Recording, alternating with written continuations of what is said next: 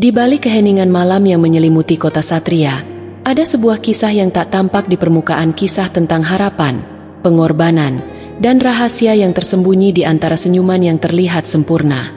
Kota ini, dengan gemerlap lampu jalan yang memantulkan cahaya rembulan, tampak tenang, namun di dalamnya menyimpan cerita-cerita hidup yang penuh gelora. Kota Satria bukan kota besar, tapi bagi warganya, tempat ini adalah dunia yang mereka cintai. Para nelayan berlayar di pagi hari, membawa pulang ikan segar yang akan dijual di pasar, sementara petani bekerja dengan tekun di ladang mereka, menggantungkan hidup pada tanah yang memberi berkah. Warga kota Satria hidup sederhana, namun tidak kekurangan hidup dalam kebersamaan yang erat, dengan budaya agamis yang mengalir di setiap urat nadi kehidupan mereka. Setiap sudut kota dipenuhi dengan suara adzan yang memanggil umatnya untuk beribadah, dan setiap malam, pengajian rutin menjadi tempat bagi mereka untuk saling menguatkan iman. Namun, meski setiap orang di sini tampak seperti menjalani kehidupan yang penuh berkah, kadang-kadang ada sesuatu yang tak terlihat, sesuatu yang bersembunyi di balik wajah-wajah yang tampak bahagia. Di kota Satria, cinta dan kepercayaan diuji bukan hanya oleh waktu, tetapi juga oleh keputusan yang diambil di malam-malam yang penuh rahasia. Apakah segalanya akan tetap sama saat kepercayaan mulai retak? Ataukah setiap luka membawa pelajaran yang lebih dalam? Ina pamit pergi ke pengajian. Berjilbab rapi, senyum lembut, suara penuh adab. Tak ada yang curiga, tak ada yang sangka. Tapi malam itu langkahnya justru menuntunnya ke pintu hotel, bukan rumah Allah. Dan di rumah sang suami duduk menunggu dengan hati yang pelan-pelan dibakar rasa tak enak yang tak bisa dijelaskan.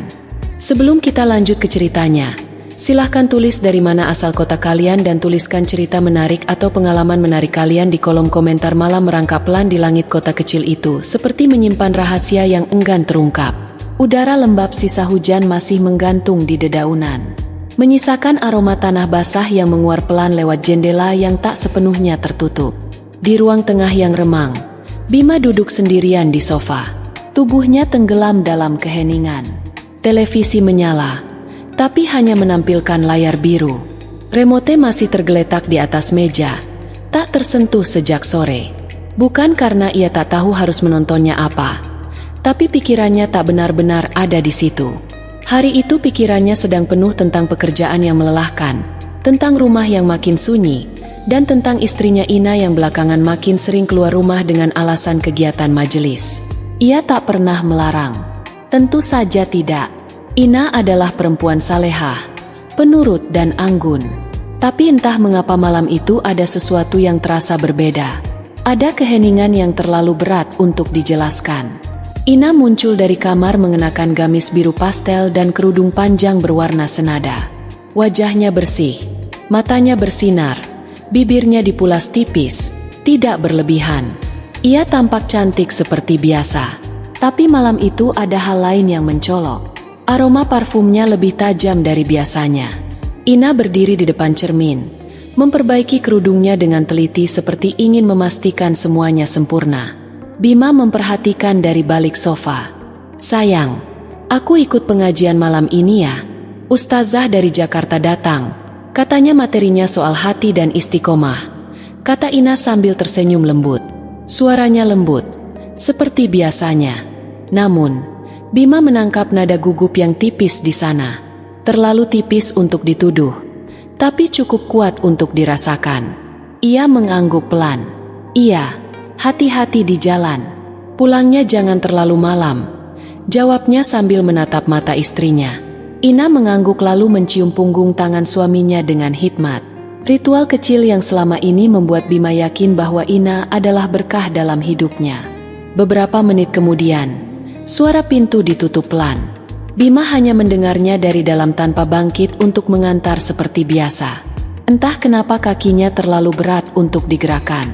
Ia menatap pintu itu lama sebelum akhirnya menunduk dan menghela napas panjang. Ina berjalan ke arah gang kecil di ujung jalan perumahan yang sepi. Ia tidak menunggu ibu-ibu majelis yang biasa menjemput dengan mobil berisi tumpukan sajadah dan buku-buku pengajian. Di sana, di bawah lampu jalan yang temaram, sebuah mobil sedan hitam menunggu. Mesinnya menyala, lampunya redup, Ina membuka pintu mobil dan masuk dengan cepat. Di dalam mobil, seorang pria berkemeja hitam menatapnya dengan senyum tipis. "Kamu makin cantik, Ina," katanya. Suaranya dalam, familiar, penuh kenangan. Itu adalah Rudy, nama yang hanya hidup dalam ingatan, tapi malam itu kembali hadir dalam bentuk nyata. Ina menelan ludah. "Jangan mulai dengan rayuan, Rudy. Ingat, ini cuman sebentar." Tapi bahkan nada dinginnya tak bisa menyembunyikan debaran hatinya. Mobil itu melaju pelan menjauh dari rumah-rumah yang tenang. Menjauh dari masjid, tempat pengajian seharusnya berlangsung. Menjauh dari amanah dan batas. Rudy di sampingnya mengemudi dengan tenang. Ia tidak berkata apa-apa lagi. Hanya sesekali melirik Ina seperti tahu bahwa dalam diamnya wanita itu sedang perang dengan dirinya sendiri.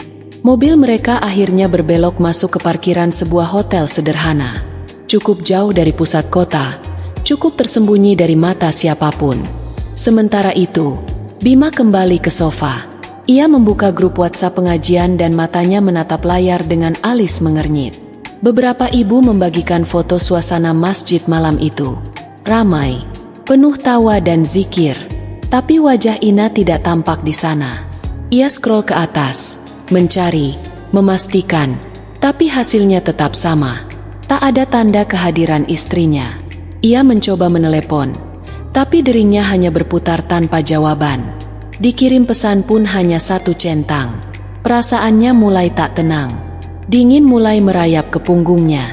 Bukan dari udara, tapi dari sesuatu yang jauh lebih dingin. Ketakutan bukan takut kehilangan, tapi takut mengetahui bahwa yang selama ini ia percaya sepenuh hati, ternyata menyimpan bagian yang tak pernah ia kenal. Mobil itu berhenti perlahan di bawah naungan kanopi hotel. Lampu-lampu neon yang temaram menyinari logo tua di atas pintu masuk, memberikan kesan muram, namun tak asing bagi para pencari keheningan malam. Rudy turun lebih dulu, berjalan cepat ke sisi lain dan membukakan pintu untuk Ina. Ia masih punya sopan santun, tapi malam ini tak ada yang benar-benar tampak sopan. Ina ragu sejenak, tangannya menggenggam tas kecil erat-erat, tapi akhirnya ia melangkah keluar. Seolah semua keputusan sudah diambil jauh sebelum langkah pertamanya ke mobil tadi. Mereka berjalan menuju lobi. Wajah Ina sedikit tertunduk.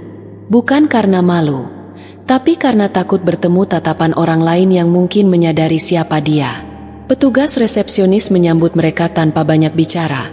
Hanya mengangguk dan memberikan kunci setelah Rudy menyodorkan KTP. Seolah ini bukan pertama kalinya pria itu datang ke tempat ini. Ina memperhatikan sekeliling. Lantai marmer yang dingin, sofa usang di sudut ruangan, dan aroma karpet lama yang melekat di udara.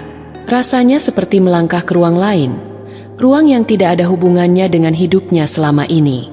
Mereka naik ke lantai 2 berjalan dalam diam. Setiap langkah terdengar berat seperti mengiringi prosesi yang salah arah. Sesampainya di kamar, Rudy membuka pintu dan membiarkannya terbuka sambil berdiri di ambang. "Masuklah," katanya pelan. Ina berdiri di sana beberapa detik sebelum akhirnya melangkah masuk.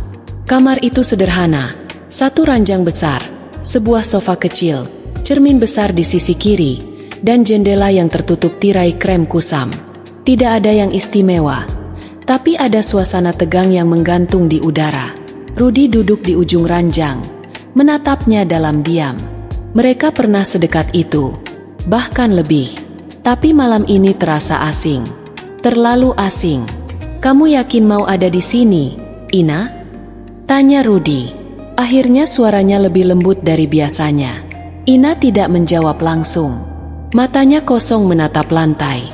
"Aku cuma pengen tahu apakah perasaan itu masih ada," jawab Ina, suara yang jujur, tapi menyakitkan bahkan untuk dirinya sendiri. Rudy mendekat perlahan duduk di sebelahnya. Ia menyentuh punggung tangan Ina. Hangat masih seperti dulu. Tapi Ina langsung menariknya. Menatap Rudy dengan mata yang mulai berkaca. "Jangan, Rudy. Ini salah. Kita salah." Bisiknya hampir seperti berdoa agar waktu bisa diputar ulang. Rudy menunduk. "Aku cuman mau bicara. Aku gak mau maksa kamu melakukan apapun. Tapi aku juga gak bisa terus memendam ini." Ia menghela napas berat. Sejak kamu nikah, aku coba menghilang. Tapi kamu tahu sendiri, aku gak pernah bisa sepenuhnya pergi. Ina memejamkan mata. Ada luka lama yang belum sembuh, tapi sekarang malah dikoyak lagi dengan tangan sendiri. Sementara itu, Bima masih duduk di sofa rumah yang kini terasa terlalu luas, terlalu dingin. Ia tak tahu kenapa, tapi hatinya tak bisa tenang. Ia buka grup WhatsApp lagi. Kali ini memeriksa ulang daftar hadir yang dikirim oleh salah satu ibu. Namanya Ina. Tidak ada. Jantungnya berdetak cepat. Ia mencoba menelepon sekali lagi, tapi tak kunjung dijawab. Rasa tak enak itu berubah menjadi kegelisahan nyata. Lalu entah kenapa, ia teringat akan satu aplikasi yang dulu ia pasang di HP istrinya, semacam fitur pelacak lokasi untuk keamanan. Ia buka aplikasi itu, menunggu peta dimuat. Saat titik merah muncul, Bima membeku. Lokasi itu bukan masjid, bukan rumah salah satu anggota majelis. Itu sebuah hotel di pinggir kota. Tangannya gemetar, tapi bukan karena marah. Itu rasa kehilangan yang pelan-pelan merambat dari jantung ke seluruh tubuh, mencengkram seperti kabut yang dingin dan menyakitkan. Titik merah itu seperti paku yang tertancap dalam di hati Bima. Ia menatap layar ponsel berulang-ulang, berharap matanya salah melihat. Tapi nama hotel itu muncul jelas lengkap dengan alamatnya. Ia duduk terpaku beberapa saat. Pikirannya kosong namun jantungnya berdegup liar. Ia ingin menyangkal, ingin percaya bahwa ada alasan logis. Mungkin Ina hanya singgah, mungkin ada acara bersama ibu-ibu majelis, mungkin. Tapi semua kemungkinan itu terdengar rapuh dan dibuat-buat. Bima adalah pria sederhana, tidak banyak bicara dan tidak pernah memata-matai istrinya.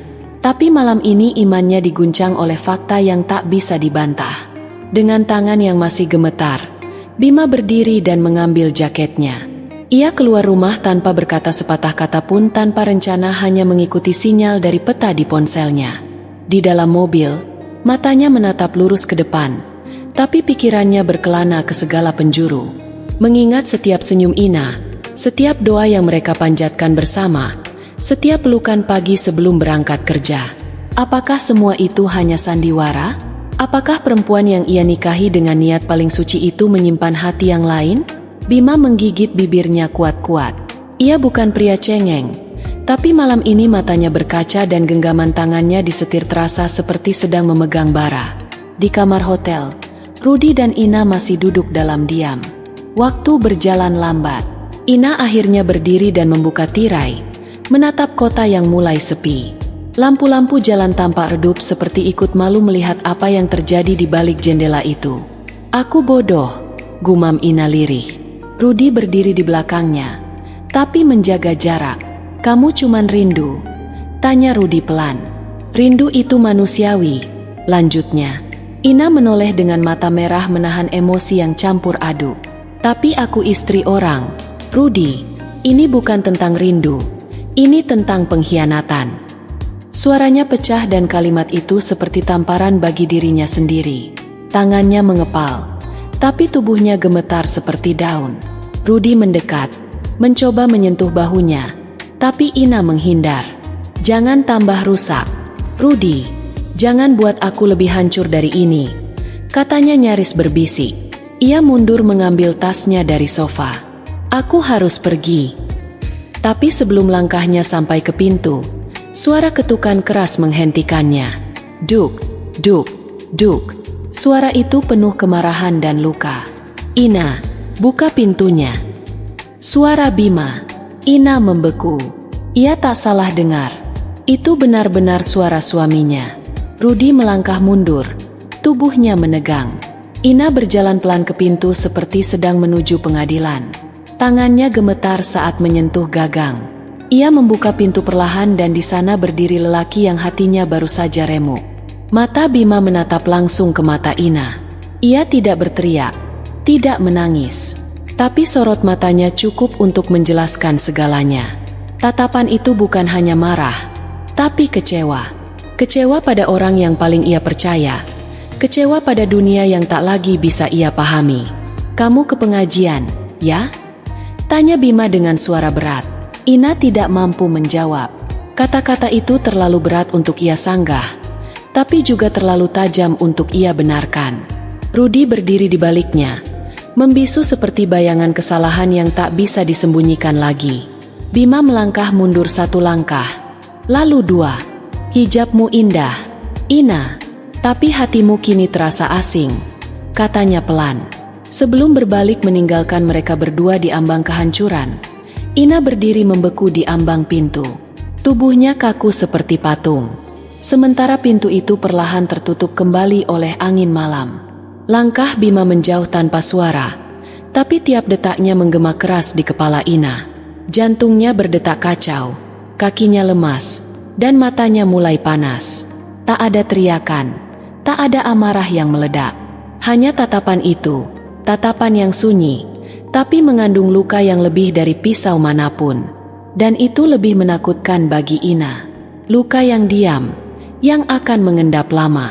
Ia bersandar ke dinding kamar, menutup wajah dengan kedua tangannya.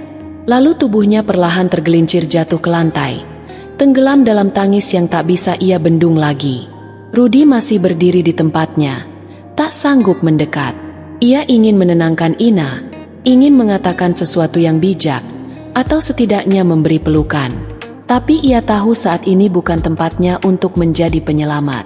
Ia adalah bagian dari kehancuran itu. Diam-diam ia merasa sesak. Apa yang awalnya ia kira sebagai kesempatan mengobati rindu justru berubah menjadi luka yang tak ia bayangkan. "Maaf, Ina," katanya lirih. Tapi Ina tidak menjawab. Ia terlalu hancur untuk mendengar. Dalam hatinya, Rudi sadar ada garis yang telah dilanggar dan dari garis itu mereka tak bisa kembali seperti dulu.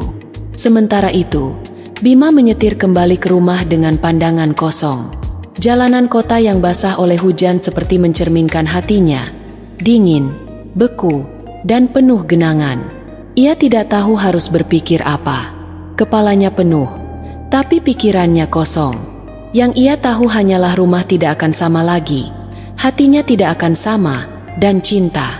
Cinta yang ia bangun pelan-pelan selama bertahun-tahun itu kini roboh begitu saja dalam 1 malam. Bukan karena perselingkuhan semata, tapi karena kepercayaan. Fondasi cinta yang paling dalam telah retak dan tak mungkin utuh kembali. Bima berhenti di depan rumah, tapi tak langsung turun. Ia hanya duduk di dalam mobil menatap rumah yang selama ini ia sebut tempat pulang, tapi kini terasa seperti tempat asing. Ina pulang beberapa jam kemudian. Dengan langkah pelan, ia masuk rumah yang sunyi, berharap ada secercah cahaya atau suara, tapi tak ada. Lampu ruang tengah padam, pintu kamar tertutup. Ia berjalan pelan, melepas alas kaki tanpa suara, lalu berdiri di depan pintu kamar yang kini terasa seperti tembok pemisah.